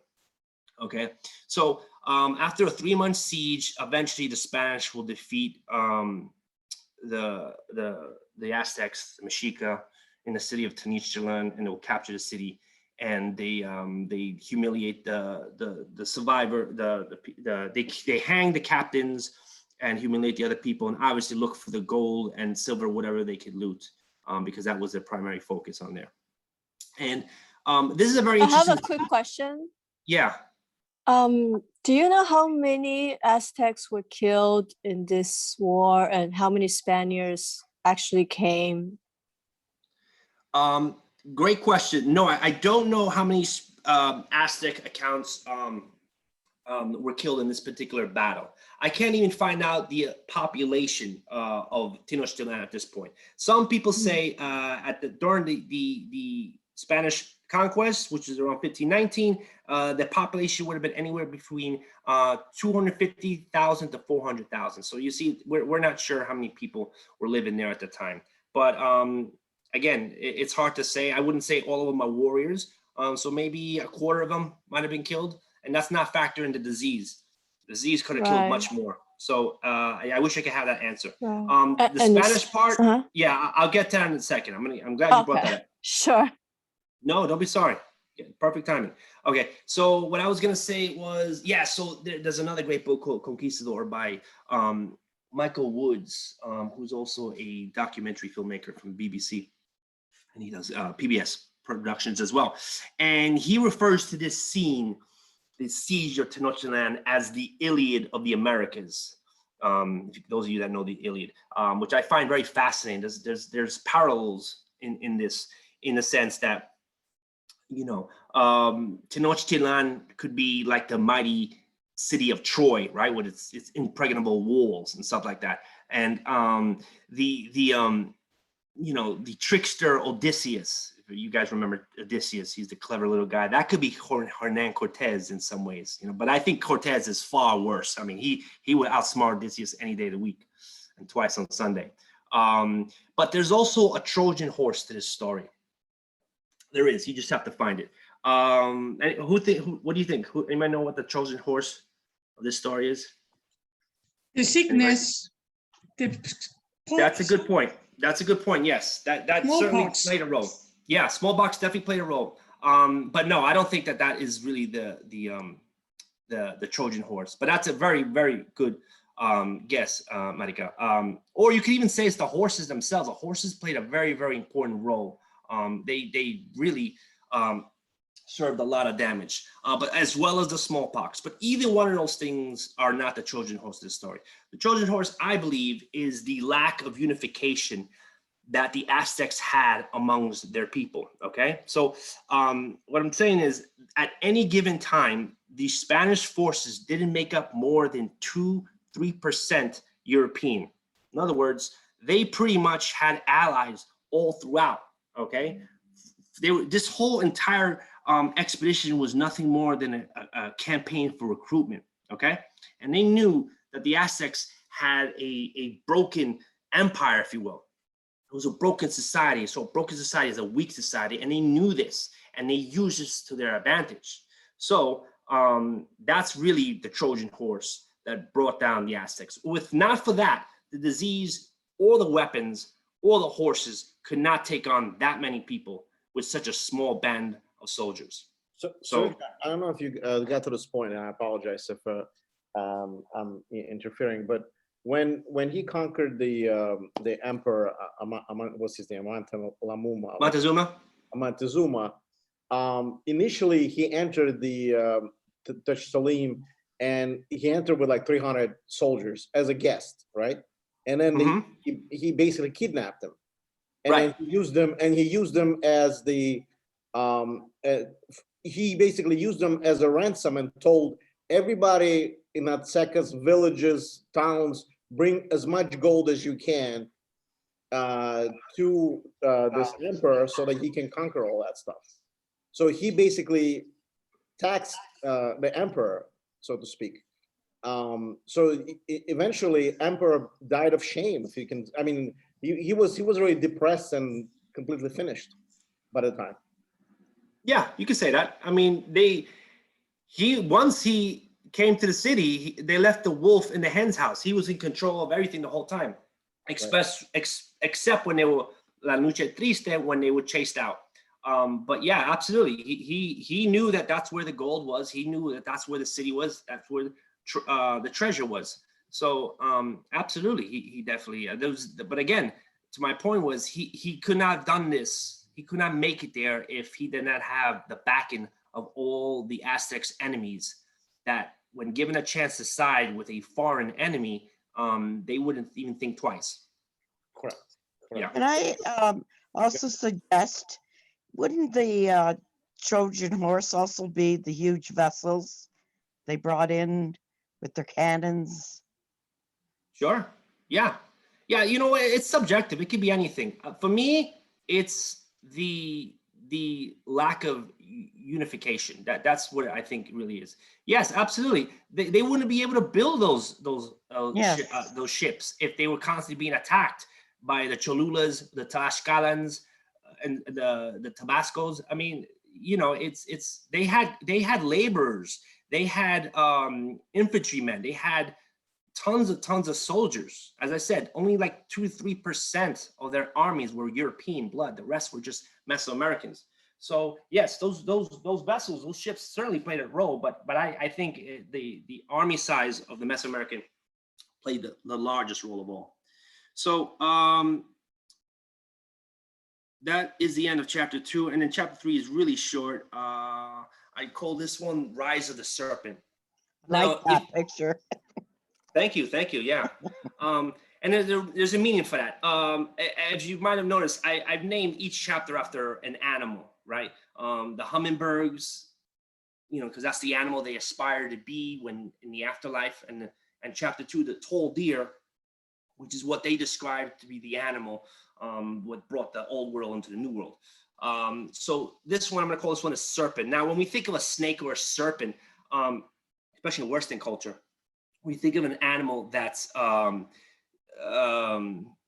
treacherous and perhaps deceitful, and in some ways perhaps even deadly. But that's not the case with the Aztecs. The Aztecs, for a serpent or a snake, this animal represents rebirth. It represents a new beginning, and perhaps even longevity. And the way the snake sheds its skin, it starts over again. It's like a mortality. So I want to talk about the Aztecs. Although they're gone, their city was destroyed, and their temples burned and everything, but they still have a presence in modern society, especially in Mexican, more than you want to believe. And I'd like to explore that with you. So first, I want to talk about the aftermath. So after they capture the city, they burn their temples, they melt their gold. Cortez becomes a very, very rich and successful, when he receives a title in Spain, although he's never really respected the same because of, he was pretty ruthless of an individual. He does lead other expeditions going to California, but they never become super successful like in Spain, or like in Mexico, sorry. And Tenochtitlan will obviously become Mexico City, one of the biggest cities in the world, which is a very historical city as well. And Cortez and La Malinche actually have a child together. Okay, so as we discussed earlier, they were lovers. They had a relationship. She was his partner in many other ways. They have a son, and his name is Martin. Now, Martin is to be considered one of the first mestizo people. Now, mestizo basically means someone that is mixed race, from someone of European descent and indigenous descent. Okay, so when someone has both ancestry, would be considered a mestizo, which is a very common race in Latin America in general. And La Malinche is considered to be, she's very controversial. She gave birth to one of the first mestizo people. But at the same time, she is not so revered within the Mexican people. Why? She could be seen as a traitor. She could be seen as a villain. In some cases, she might be seen as a hero. It's really mixed. Hero in a sense that she gave birth, she connected the two worlds together and gave birth to the mestizo people, which is who we are today, right? Most people in Latin America. That's one way to look at it. Another way to look at it is that she betrayed her own, right? She helped Cortez. She instigated, she helped massacre a lot of the other Mesoamerican people. And so on and so forth. So she's not exactly a saint necessarily, at least in Mexican culture. In fact, the statue below is a statue of Cortez, La Malinche, or Doña Marina, and Martin, that was put in Mexico City in some plaza in 1982, and people protested because, not so much for Cortez. I mean, yeah, Cortez not exactly liked either, but to have Malinche honored that way. And this is 1982. This is way before nowadays, where people are a little sensitive about certain historical topics. They removed this statue. So she's not exactly, she's still a controversial individual in today's world. And again, it's really hard to judge her. Remember, she was sold into slavery by her own, and she was treated a certain way. So it's really hard to judge her. I'm not saying she's a hero or a villain. She was just somebody that was in that situation. And, it's not as cut dry as saying, oh, it's the blue team versus the red team. How could you betray us? You're one of the blue team. You should be in our side. It was a divided society. People were not exactly aligned with each other. And she was, maybe she was manipulated by Cortez to doing this thing. So that's kind of like where Malinche or Doña Marina is in today's world of Mexican or Aztec culture. Now, this individual here is named Emiliano Zapata. If you don't know him, he is one of the leaders of the Mexican Revolution. Okay. Now, Emiliano Zapata, he grew up in a small town in Morelos, Mexico, where they actually still speak Nahuatl. Okay, so he spoke Spanish and he spoke Nahuatl.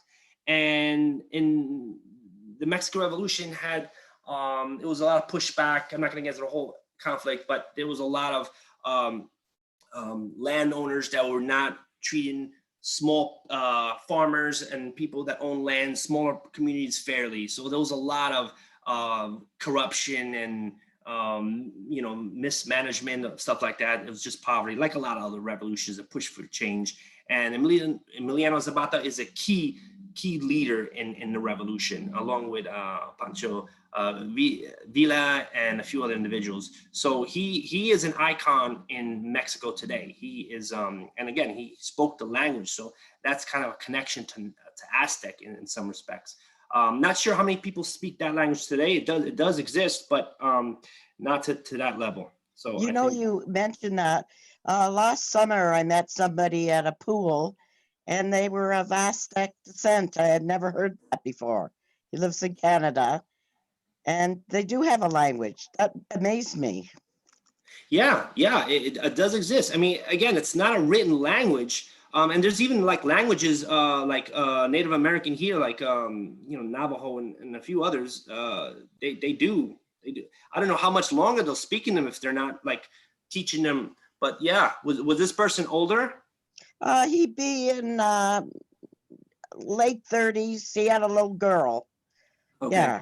Yeah. Okay. So that's And he that was goes to proud show. of it.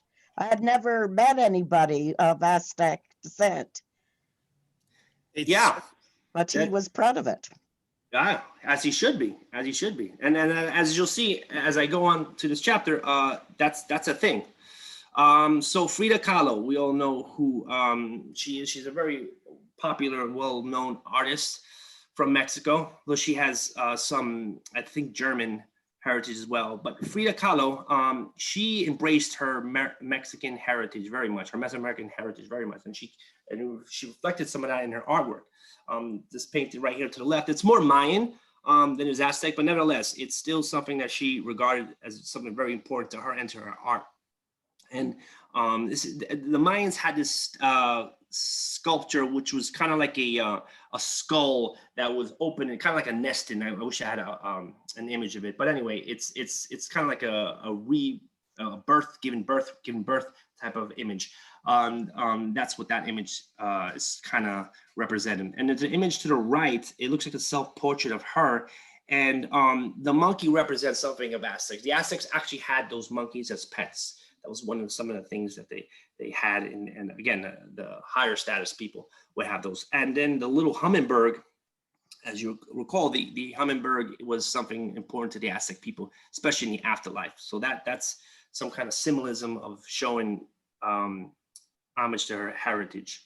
By the way, if and I've seen, if you go to the Detroit Institute of Art, they Yeah. have a lot of their murals. Oh, okay. I'm sure. Yes, I'm sure. on there. I love murals. That's cool. Yeah, thank you for that. Dia de los Muertos. So Dia de los Muertos, some people think it's like the Mexican Halloween. It's more like All Saints Day in Mexico. And those of you who are Catholic, November 1st is All Saints Day, where we pay homage to the saints. And so Dia de los Muertos, which means Day of the Dead, is kind of like a hybrid of All Saints Day and in the Aztecs tradition of honoring their dead. The Aztecs actually had festivals where they honored their dead. Remember, their dead was something that they revered, something they felt was important. So if you've never seen one of these festivals, I highly recommend it. It is really, really fun and colorful and festive, and the kids participate just as much as the adults with all these face paintings and mariachi sculpt. It's not so much scariness. It's kind of like a celebration of life, even though they are honoring the dead, but it's about life as well. So it is definitely something I highly recommend, and it has its connection to Aztecs. Like I said, the skull, when they sacrifice their people for their gods, they would keep the skull as a form of remembrance. They honored the skulls, like they remember, yes, this person gave their life, and that's why. So that you'll see the skulls are called Catrinas, and that's a very part of today's culture, especially in Dia de los Muertos. And then you can see a little girl there. She's dressed like a half ballerina and a skull of some sort. Aztec dances as well, that you'll see those as well. And again, this is not accurate to the actual Aztecs. We don't know exactly. We know they played music, but I don't know if they had these tribal dance with all this festive headdresses, but it's very beautiful. And again, this is very connected to Aztec. You know, it's something that they embrace, it's something that they honor, look forward to it, and it's alive and well, which I think is really, really special. It's something more you see in Mexican culture than any other Latin American culture, which I'll explain more in a little bit. Oh, La Llorona. Let me explain La Llorona. So La Llorona is basically like a children's story. Actually, no, it's not a children's story. It's a ghost story that they might have told to children. Although today's world, I probably would not recommend telling that story. So I'll tell you quickly how the story goes. So it's this beautiful girl that lived in this small pueblo, small town, and she meets this young, handsome nobleman from an aristocratic family, and the two fall in love, and then they get married, and then they have 3 children together. Okay, and different version stories. One might say that she caught him with another woman, or he left her for another woman. Either way, once she finds out that he no longer loves her, like she thought he did, she goes crazy and is enraged and decides to destroy the very thing he loves the most, which is the children. So she takes them to the lake and drowns them. And after she realized what she's done, she gets a grip of herself and she decides to end her own life because of what had happened. And because of what she did, she's no longer able to get into the afterlife. She's now a free spirit that flies in the night and says things like, "Ay mis hijos, ay mis hijos," which means, "Where are my children?" Or my children, or my children, or "Where are my children? Where are my children?" So yeah, not exactly a fun story. It's not exactly pro women. But anyway, this is the story of La Llorona. And why this has anything to do with Aztecs? Well, as I mentioned earlier in the Omens, remember there was a story of a woman, a weeping woman that would cry out in the night saying, my children hide. Some people believe that La Llorona, this ghost story, might have came from that specific omen or that story, which is certainly plausible. Another explanation of where La Llorona story came from is this could be La Malinche, this could be Doña Marina. And how? Well, remember, she is somehow seen as betraying or killing her children when she sided with the Spanish. And so this could have been some kind of symbolic way of saying, you know, what she did now, she killed herself and then she now lives a life as a spirit crying at night, something like that. So again, it's not necessarily proven, but it's just one of those stories that people might connect La Llorona with Aztec culture. For me, I think there is a connection there, but that's just my opinion. What else was next slide? Okay, so do you even see Aztec culture in Chicano art? Now, Chicano, it's really hard to define what is a Chicano, okay? Because I think that's important when everybody wants to know. And again, it has a different definition to different individuals. To simplify, a Chicano is basically somebody that is born in the United States that has Mexican heritage, okay? But strong Mexican heritage. For example, somebody that you could say is German American, Irish American, and they really don't have so much connection from the motherland. They don't necessarily have the strong cultures and traditions, but they're just Mexican, Italian American or Irish American. But Chicanos are very, very strong, connected to their Mexican heritage. So much that it's almost like they're from Mexico. However, if they went to Mexico, they necessarily wouldn't blend in. So they're just Mexican Americans. If that sounded confusion, it probably is, because it is confusing. But anyway, that's what Chicanos are. And Chicanos, some people think that they hang out in these like pimped out cars and have neck tattoos and stuff like that. Well, there are ones that do like that. They're not. They're just people with that are proud of their Mexican heritage, and it shows, and they also reflect it in their art. So here are just images that I just pulled from the internet. They could have been might have been used to make a mural or to graffiti, or just an image for something. But either way, you could see, obviously the bottom one, the color one, you see two skulls. Looks like they're tattoo artists. So it's a skull tattooing another skull. And then he's got the stone sun in the middle, which is a very strong Aztec symbol. And again, they incorporate that in a lot of their artwork. If you ever see some of the street art or some of the images that Chicano art, what Chicanos do when they create their art. The image on top, the Virgin Mary, that is known as the La Virgen de Guadalupe, or the My Lady of Guadalupe. And that is a very, very significant icon in Mexican culture. So what that was is a story of the Virgin Mary appeared in apparition in sometime in the 1500s. I can't remember exactly when, but since that vision appeared, she's been an icon in Mexico to this very day. You will see images of the Virgin Mary, Our Lady of Guadalupe, Guadalupe being the town where the apparition happened. In just almost a lot of the homes, a lot of people will have cars, and then they'll have, like in the mirror, hanging a little image of that, or in businesses and restaurants. It's a very, very, very iconic figure of Christianity. And to the right of that, you'll see a figure with a big sombrero. That's likely to be, if not Emiliano Zapata, or a figure representing Zapata. Okay, you'll see again. You'll see that figure with the mustache and a big hat.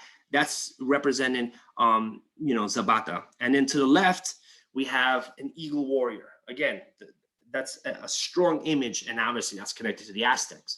So these three figures is very common to see together. The center, the Virgin Mary, obviously their beliefs, their Christianity. To the right, Zapata, which is a symbol of revolution, and to the left, the Aztec eagle warrior, which is a symbol of their ancient or their old Aztec ways. So that is a very, very strong form of images that you'll see in a lot of Chicano art, which I think is really amazing. And then the eagle here, obviously, this is the eagle that was perched on the cactus. Again, another symbol of Aztec society. Again, this is just another example of some of these. These are probably airbrushed. These probably would have been tattoos. That's another thing that they would use that on. So the Virgin Mary, the Aztec, I'm not sure he's the eagle warrior, but he's definitely Aztec. And then that's not Zapata, but it's a woman wearing a hat. Okay, so she's again representing revolution. And that's an Aztec pyramid back there. I think I just have a few more slides. There's another mural, Virgin Mary. There's a temple down there, the skull, the Katrina. This is a glyph. Somebody did this art. I find it very interesting. Anybody know who this person's supposed to be? Anybody? No? It's supposed to be Selena, which is was a very popular Mexican pop star in the 90s who was killed. And again, she's very, very popular in Mexican culture. Now, again, this is just modern art, but I really like how they try to make into a Mayan glyph or an Aztec glyph, but using somebody from contemporary times. So I thought that was nice to put that on there. Yeah, this is interesting. I wanted to just wrap up with this. So to the left is a menu that I found at work. I work in Midtown Manhattan, and sometimes we have a collection of menus. And this was a menu that I saw and just had, I read it. It says the King of Taco, not the King of Taco, but King of Taco. Anyway, it says get a free soda, this and that, blah blah blah. I don't know much about this place, and I never ever ate there, but I know what that symbol in the middle is. I know that is an eagle warrior, okay, or eagle knight from the Aztec heritage, and you will see this quite often in every Mexican restaurant. If you haven't noticed already, they will have some form of Aztec imagery, whether it be a warrior, whether it be a sunstone, whether it be a pyramid or a temple. It just goes without saying. In fact, I don't even think I would even eat in a Mexican restaurant that doesn't have an eagle warrior. That's like that. I think that should be illegal in my case. You should not be allowed to sell guacamole with chips if you don't have an eagle warrior on the menu. That's how you certify things. So to the right of that is a stamp called Hecho Mexico, and that's kind of like a import type of stamp that you put on things, kind of like what you see made in China or made in Hong Kong. Well, if it's made in Mexico, they would put this on all the products that are made and exported out of the country. And as you can see, it has an eagle there. Now, it could be any eagle, but I like to think it was the actual eagle that was perched on the cactus.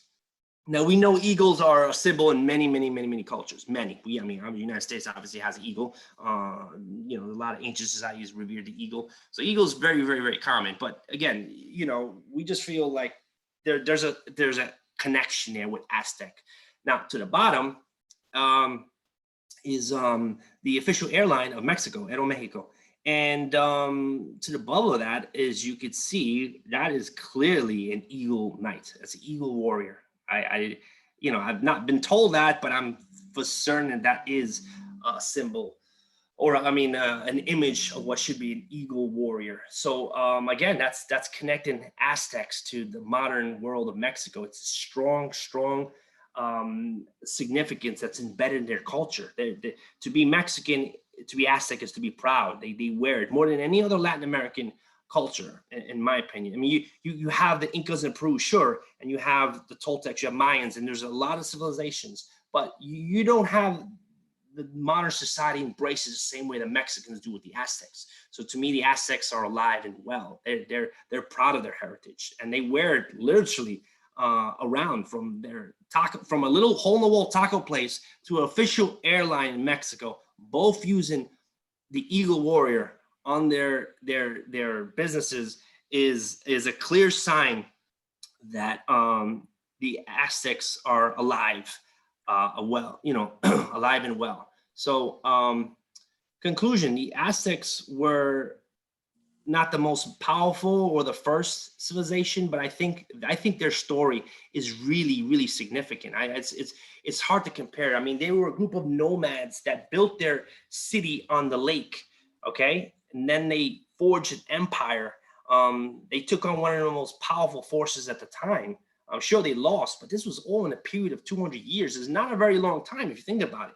And yet their significance is still strong, 500 years later. So that is my presentation. I hope you guys learned something today. And if anybody has any questions, Well, first please of let all, me know. Joe, I appreciate it. This was really incredible.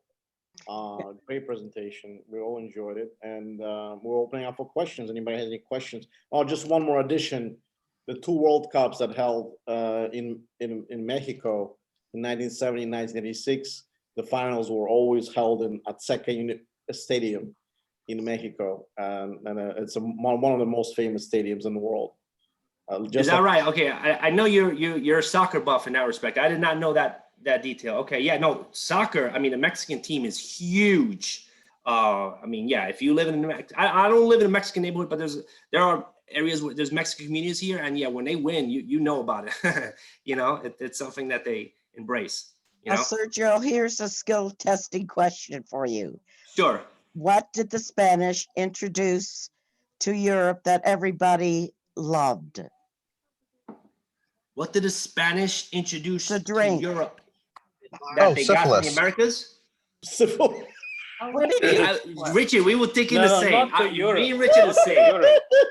That's what I was It gonna go. was Is in that the Europe long answer? time ago. No, No. She's looking for Think chocolate, but think syphilis of a is much cocoa funnier. tree. I don't know if they loved it, Rich. Hot chocolate. Oh, okay, yeah, Cocoa. yeah. Cocoa. Yeah, I mean they Yeah. use cocoa beans as a monetary exchange, measure of monetary exchange. So, Right. Cocoa, In the society, it means America. By the way, yeah, Sergio, I wanted to say great presentation, enjoyed it very much, very impassioned. Just wanted to mention one thing for those guys who haven't read a book, an amazing historical fiction writer, Gary Jennings, and the book called Aztec, and then he has a continuation. Have you read it, Sergio? No, it's called Aztec. It's called Aztec by Gary Jennings, and I highly recommend it. Oh, I'm gonna get it. You're gonna thank me for it. It's so fascinating. It's so captivating. It's a historical fiction, but based on a very profound, very good research and a lot of details, and everything that you've told. I mean, you probably will see the elements in there, but he just recreated this whole world. And I cannot be, say any higher, praise than for this writer, Gary Jennings. I mean, he also had some historical fiction about Roman Empire, Okay. and Marco Polo. Fantastic. Nice. Thank you. I'm Fantastic. gonna check that out. I'm surprised I don't know. I mean, again, there's so many books out there, but yeah. Oh man, I'll this remember. one is a must. And you Okay. you tell me when you read it, what you Okay. think about it. Okay, I have a few books on my thing, but yeah, I'm gonna check it out. Thank you, Greg. Oh, this one. Thank you so much for this wonderful presentation. I have one question. The first slide that you presented, was that the title of the book that was the source of your presentation? The first slide? No. This is the title of the book. It's called A Broken Spear. Okay, thank you. Can you Yeah, just you're welcome. repeat it for a second so I can get the author? Broken Spear. Miguel Leon Portilla. Got it. And- Thank you. Yeah, Thank you it's so a much. great book. It's an interesting read, and even the foreword by the author gives you a good understanding of Aztec and how to read the book. But yeah, I think if you want to learn Aztec life through a different perspective, yeah, it's an interesting read for for sure. Thank you so much. It was a wonderful, exciting, thrilling couple hours. I really enjoyed it. Yeah. Thank you, man. I really appreciate that. Yeah, I'm very passionate of this topic. So Love you. Yeah. Very, very nice. Yeah, extremely. Yeah. I'm I gonna wonder, post it. just in general question, if there's anyone presenting the Mayan culture or What history. we're gonna do next one. The Serge is gonna do is gonna be the conquest of Americas, right? yeah, I'm gonna talk about the conquest of Florida. I know it doesn't sound interesting, but it's a lesser known story. Like Aztec and Mayan is very, very well covered, but there's been expeditions to go to conquer Florida because they thought that there was going to be a lot of opportunity, a lot of prospects there, and it turns out to be I don't quite know the opposite. anything. I would love to hear it. Good. Yeah, okay. But to your point, Mayas, no, I don't think we're doing Mayans, but I think Jane, if she's listening, she's really well read in Mayan. Is she, Okay. Jane, are you around? No, she left already. I think she left. She said, yeah, I'll reach send out a to her. Yeah, she used to live in Peru and all that stuff, so she knows a lot about it. Yeah. Oh, great. Yeah. I have a quick question. So I'm more interested in the Aztec aspect of the religion, their politics, and the government, and the culture. So which book should I read? You know, most of the books have a mixed. I don't think there's one a specifics on religion, because religion is really hard to define. It really, it's not so clear cut. It's I even watched some documentaries and I left more confused than than I came in with. So yeah, I understand what you mean. Yeah. You know what I mean, right? Yeah, exactly. But yeah, I would just But like records of their rituals, or things like that. Yeah. By the way, read the book I recommended by Gary Jennings, Aztec. It's based on a very serious research. It sounds like and Okay, that's the thing. thank We're learning. You're welcome. We're learning so much about some of these societies as we go, like we do with everything else. For example, like I said, with that whistle, that death whistle is relatively new. Well, not new. It's been 20 years, but still, it hasn't. We just learned about it a few years ago that it was a whistle. You know what I mean? Like they had it in their archives, and then they're so yeah. Right. Go ahead, Grace. Okay. Go ahead. So are they still excavating the Aztec, ruins? Or? Sure. I wouldn't say Aztec necessarily, but yeah, just anything in that region, right? Because that region had a lot of other civilizations. There was another society, Teotihuacan. Sorry, I'm mispronouncing. And we don't really know much about them. They built a huge temple. Teotihuacan, yeah. Yeah, Teotihuacan. Yeah, exactly. Right. There's the Toltecs. Yeah. Correct me if I'm wrong, but when Cortez went, for all this gold, what I mean is there, I guess there's still a lot more to explore in the region. Right. Yeah. To me, the Aztecs were a short period. They were just they came around in 1300s, and then by the end of the 1500s, they were gone, compared to societies that have been there long before, and they're still trying to excavate stuff like that. So yeah, I would say that they're still researching Aztec stuff as well as other stuff. Also, from what I gather, Aztecs were the combination of tribes. They weren't. Yeah. They were just named. Like, for example, when they say Hebrews, it could have been a conglomeration of tribes back in that region, Canaan, so to speak. So here it's a combination of tribes. It's just so many tribes. Correct. Like, for example, the word Aztec is really not the word to use. I mean, you could use that word, but 10 years ago, that's the word they're using. And now they say, no, it's the Mexica. That's like, if somebody's really well read, they'll explain Mexica or Mexica. Usually X is pronounced like an SH.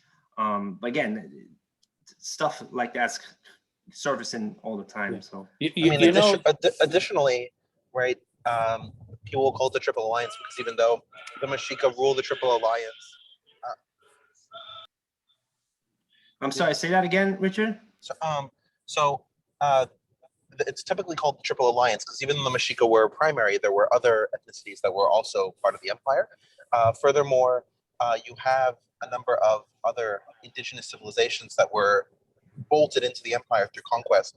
I mean, this was sort of the point that you were making earlier. And so, which is why all these native tribes were able to defect to Cortes, was because they were not interested in the empire. We're talking about the Tarascans, we're talking about the Toltec and the Tlaxcala, and a lot of these tribes have not been fully excavated in terms of their cities and their areas, primarily because they're in the jungle, but secondarily because they have less spotlight put on them in the Triple Alliance. Right. Actually, Yeah, I just wanted to say that, you know, that just recently they found a new civilization in the jungles of Honduras, you know, and it's entirely new civilization that they didn't know about for many centuries. It was covered up. And there is a book that a journalist wrote, Douglas Preston. It's called The Lost City of the Monkey God. It used to be considered to be a legend, but they did find the vast civilization. It's completely new. It just happened 5 years ago. Interesting. Wow. Okay. Didn't know that. I would think it would be Mayan. You might want to read this book. It's called The Lost City of the Monkey God. It's a nonfiction. It's about the journalists who participated in the expedition that really made the discovery, put it on the map. I mean, it's in Honduras. If you look it up on the internet, you'll see it's been in 2015, this expedition, and they uncovered completely new civilization.